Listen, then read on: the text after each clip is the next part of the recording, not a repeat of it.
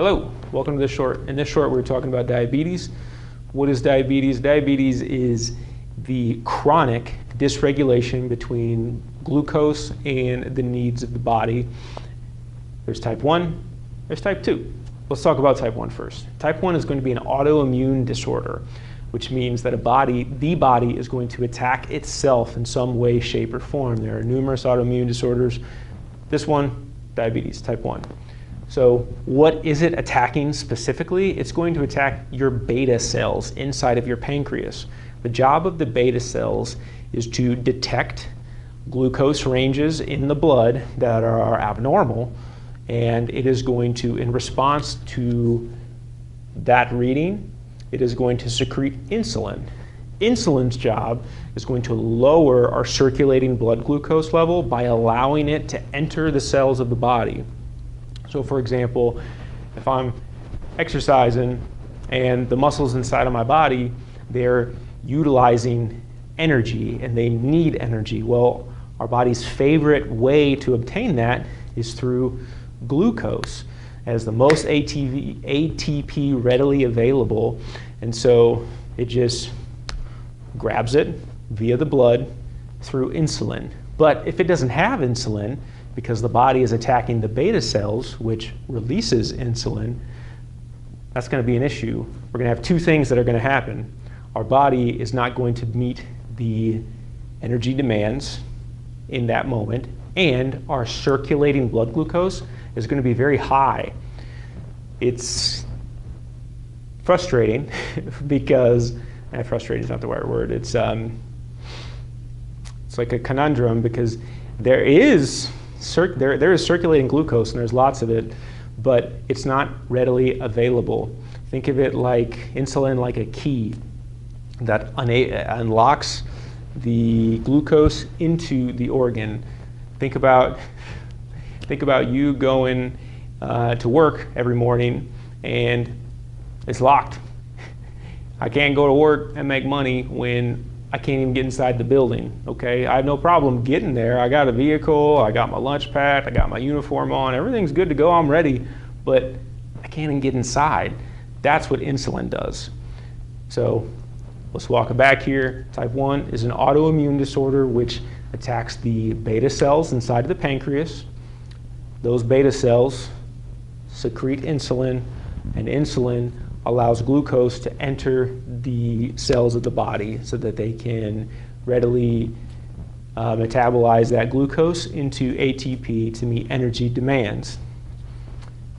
I think we got that covered relatively. These individuals are going to need insulin externally to survive.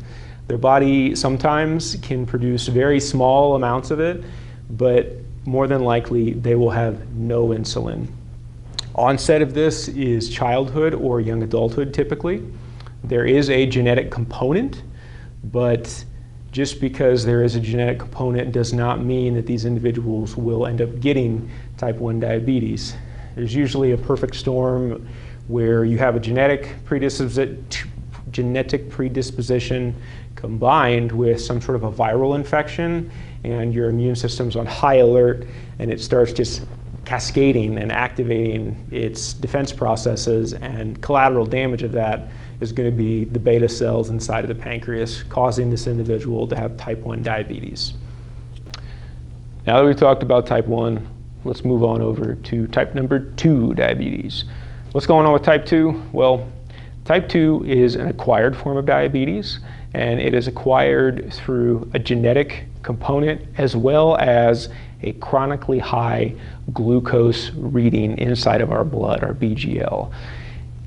Why is that a problem? Okay, well, we have homeostasis, for example, and our body likes to stay within this certain range for all things: heart rates, blood pressures, temperatures, pH, glucose, no different. And so when I am having an individual with chronically high glucose readings, what's going to happen to them? Well, their beta cells inside of their pancreas are going to say, hey, we have a high level of glucose, we need to do something about that, let's secrete insulin. Insulin That'll take some of that circulating blood glucose and move it inside the organs that need it. Great, problem solved. Okay, maybe for a day, maybe 2 days, meaning maybe for a few instances, but when that is chronically the story, that's always playing out day after day after day, you got some problems here. Your body can't compensate indefinitely. If I have a low blood pressure and my heart rate comes up, to compensate for that circulation problem, it can't do that forever, and we know that. And then we're going to have a decompensated patient that is most likely worse off than they were before. Well, diabetes is going to be no different.